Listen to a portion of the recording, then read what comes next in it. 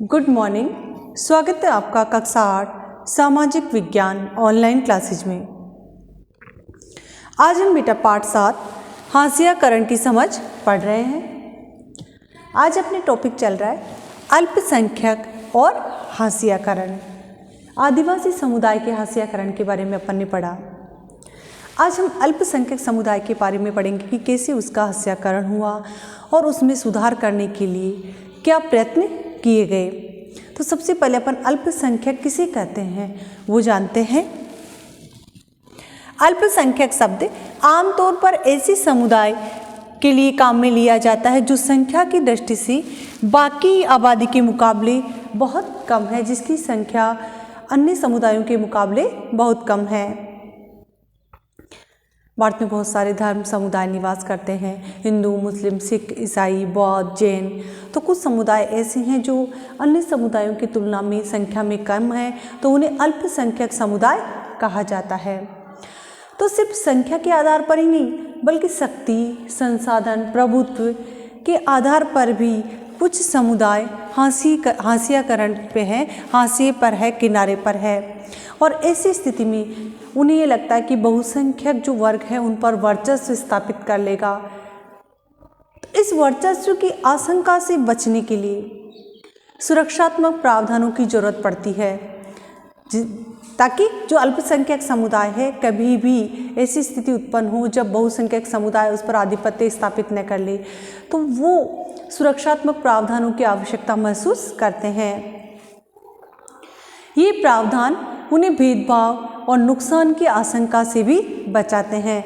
तो इन प्रावधानों की सहायता से अल्पसंख्यक समुदाय के साथ किसी प्रकार का कोई भेदभाव नहीं हो सकता। तो कुछ खास परिस्थितियों में छोटे समुदाय अपने जीवन, संपत्ति और कुशल श्रम के बारे में असुरक्षित महसूस करते हैं। उन्हें लगता है कि कभी भी उनका जीवन या संपत्ति छिन सकता है। जब अल्पसंख्यक और बहुसंख्यक समुदाय के संबंध तनावपूर्ण होते हैं, संविधान में इन सुरक्षाओं की व्यवस्था इसलिए की गई कि हमारा संविधान भारत की सांस्कृतिक विरासत को बनाए रखना चाहता है। इसीलिए हमारे संविधान में स्वतंत्रता, समानता, मौलिक अधिकार जैसे प्रावधानों की व्यवस्था की गई, ताकि किसी वर्ग के मन में ये भावना नहीं आए कि वो अपने आप को हाशिए पर समझे। अब नेक्स्ट टॉपिक है बेटा मुसलमान और हाशियाकरण। 2011 की जनगणना के अनुसार भारत की आबादी में मुसलमानों की संख्या 14.2% है। उन्हें हाशियाई समुदाय माना जाता है क्योंकि दूसरे समुदाय के मुकाबले जो आर्थिक विकास के रास्ते हैं उतनी वो आगे नहीं बढ़ पाए हैं। विभिन्न स्रोतों से जो जानकारी मिली है तो उसमें ये भी है कि मूलभूत सुविधाएं हैं, साक्षरता है, सरकारी नौकरियां हैं, तो इसमें इस समुदाय की स्थिति अन्य के मुकाबले पीछे है। तो मुसलमानों को विकास की धारा से जोड़ने के लिए सरकार ने 2005 में एक उच्च स्तरीय समिति बनाई और इसका अध्यक्ष बनाया गया न्यायमूर्ति राजेंद्र सच्चर को, जिसको बेटा आपने सुना होगा सच्चर कमेटी। सच्चर कमेटी का गठन किया गया 2005 में। इसके अध्यक्ष न्यायमूर्ति राजेंद्र सच्चर को इसका अध्यक्ष बनाया गया और इस समिति को कार्य दिया गया मुस्लिम समुदाय की सामाजिक, आर्थिक और शैक्षणिक स्थिति का जायजा लेने के लिए का। रिपोर्ट में इस समुदाय की हाशियाकरण का विस्तार से अध्ययन किया गया है। मुसलमानों की जो सामाजिक स्थिति है, आर्थिक स्थिति है, उसके बारे में इसमें विस्तार से बताया गया है। समिति की रिपोर्ट से पता चलता है कि विभिन्न सामाजिक, आर्थिक, शैक्षणिक संकेतकों के हिसाब से मुसलमानों की स्थिति अनुसूचित जाति और अनुसूचित जनजाति जैसी ही है। इस रिपोर्ट में बताया गया कि 7 साल की उम्र से 16 साल की उम्र के मुस्लिम बच्चे अन्य धार्मिक समुदायों की तुलना में कम साल तक ही स्कूली शिक्षा ले पाते हैं, अपनी संपूर्ण स्कूली शिक्षा पूरी नहीं कर पाते। तो मुसलमानों के आर्थिक और सामाजिक हाशियाकरण की कई कारण हैं, कई पहलू हैं। पहला कारण ये कि जो ये समुदाय है इसके कई रीति रिवाज और व्यवहार मुख्य धारा के मुकाबले से काफ़ी अलग है। इस समुदाय के जो रीति रिवाज हैं, बहुत सारी चीज़ें हैं जो इसे काफ़ी अलग करती है। यही सब नहीं बल्कि इस समुदाय का जो पहनावा है, बुर्का, लंबी ढाडी, फेस टोपी, तो ये सब चीज़ें भी उसे अन्य समुदायों से अलग थलग कर। तो बेटा अपन बात कर रहे हैं, बहुत सारे लोग सभी मुसलमानों को इन्हीं निशानियों से पहचानने की कोशिश करते हैं। लंबी टोपी, लंबी ढाडी, एक अलग पहनावे के आधार पर। इसी कारण उन्हें अक्सर अजीब नज़रों से देखा जाता है, उन्हें समाज से अलग माना जाता है और ये सोच बन जाती है कि ये हम बाकी लोगों जैसे नहीं है। अक्सर यही सोच उनके साथ गलत व्यवहार करने और भेदभाव का बहाना बन जाती है। आपने बेटा कक्षा 7 में अंसारी परिवार के बारे में पढ़ा होगा। अंसारी परिवार को कहीं भी किराए पर कोई मकान नहीं मिल पाता है।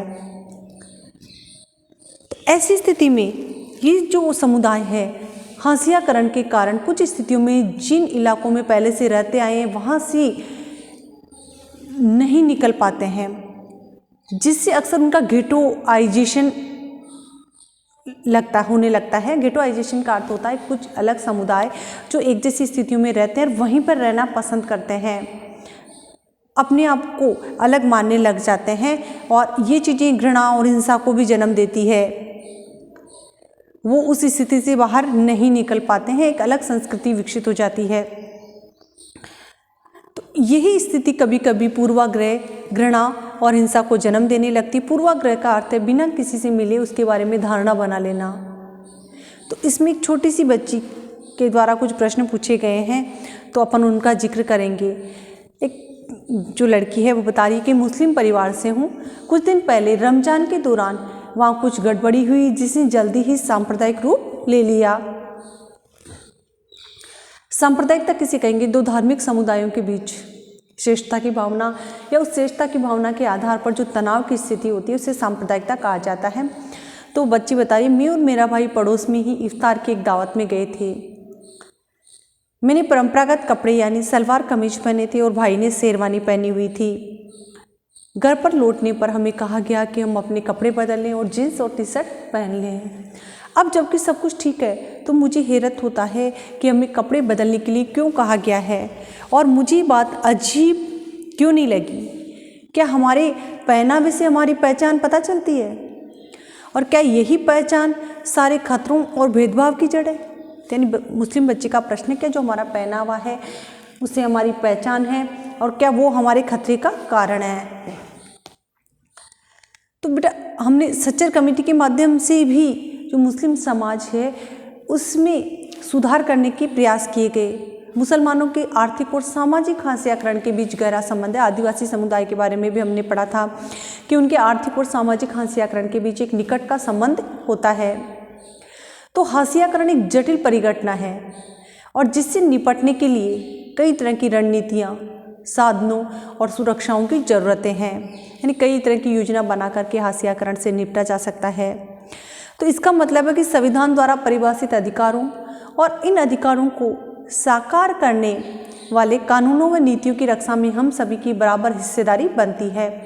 इसके बिना न तो हम उस विविधता की रक्षा कर पाएंगे जो हमारे देश में एक अनूठी छटा बना देती है और न ही समानता के जरिए राज्य की प्रतिबद्धता को सिद्ध नहीं कर पाएंगे।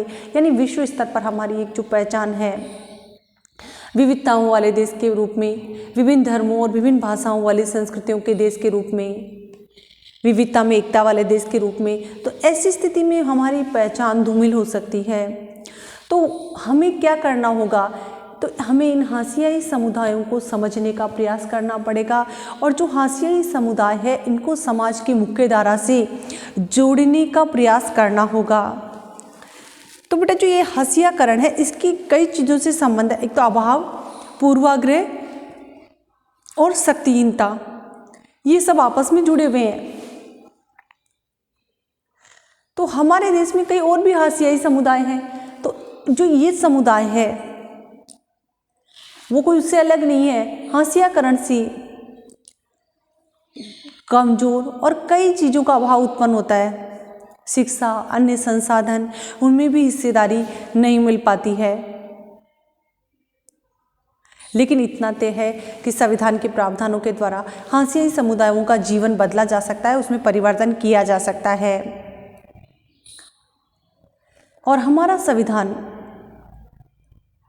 जो है इसके लिए समर्पित है, इसके लिए प्रतिबद्ध है कि जो हाशिए पर समुदाय है उनको मुख्य धारा से जोड़ सके। हाशियाई समुदाय अपनी सांस्कृतिक विशिष्टता बनाए रखना चाहते हैं, साथ ही अधिकार, विकास और अन्य अवसरों में बराबरी चाहते हैं।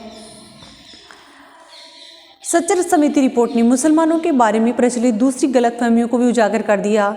आमतौर पर ये माना जाता है कि जो मुस्लिम बच्चे होते हैं वो सिर्फ मदरसों में पढ़ते हैं, लेकिन ऐसा नहीं है। मुसलमानों के 66% बच्चे सरकारी स्कूलों में पढ़ते हैं और 30% बच्चे निजी स्कूलों में पढ़ रहे हैं। तो आज इन समुदायों में भी काफ़ी परिवर्तन आ चुका है और ये हाशियाकरण से मुख्य धारा की ओर बढ़ने का प्रयास कर रहे हैं। हमारी सरकारें, हमारा संविधान इनका साथ देने के लिए तैयार है। Thank you.